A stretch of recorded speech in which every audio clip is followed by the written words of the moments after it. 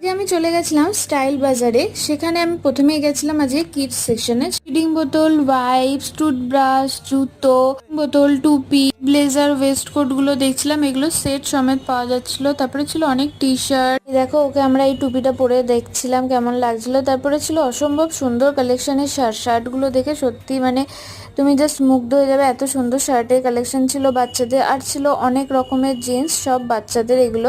তারপরে আমি চলে গেছিলাম ওমেন্স সেকশনে, যেখানে ছিল অনেক রকমের 399-এ অনেক রকমের কুর্তি।